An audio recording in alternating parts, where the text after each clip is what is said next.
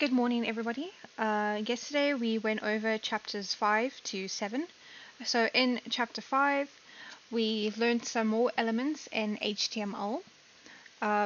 So, the first one, well, one of the newer ones we learned, was the element of UL. It's this one here.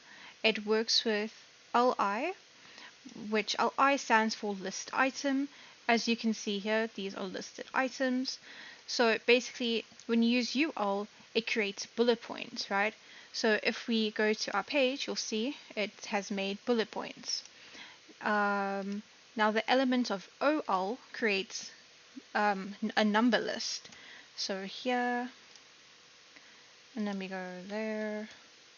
Let's save that quickly. And then we'll go to our web page and refresh. Then that numbers your items. HR will give you a horizontal line across your web page. So it looks like this. We also learned how to add in an image source. So this would be your image source, this is your code. But to do this, you need to make sure that your actual image is in the same folder as where your index is for your HTML. So as you can see, there's mine. It's in this, so that's how I got it to work. Now this is just to name your image. You don't necessarily have to do that because it doesn't really actually do anything, but it's better just to name it. And we also learned how to add in a button for the web page itself. So you need your button ID, obviously call it your my button.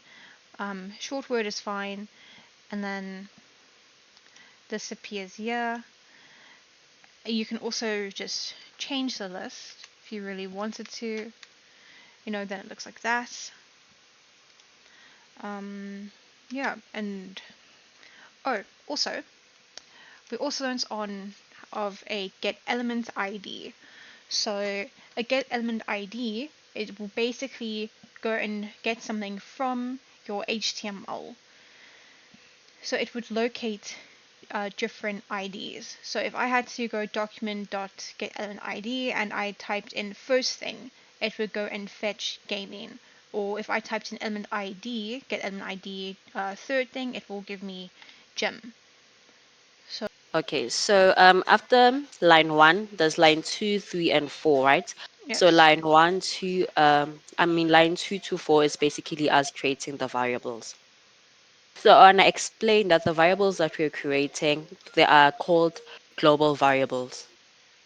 So what's the reason for us for creating those variables outside the function? Because you see that we're using that variables inside the new list function.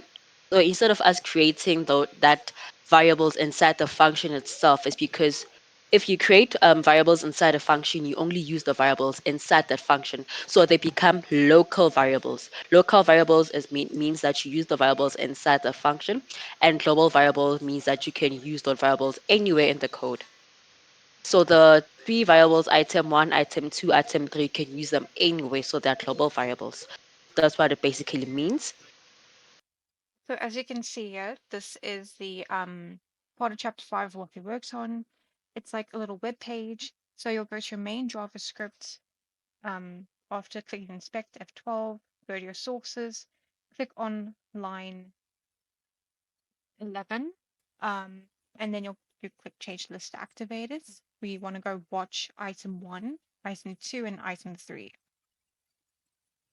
Now, what would happen is that once you activate the debugger by stepping over, a pop-up should appear.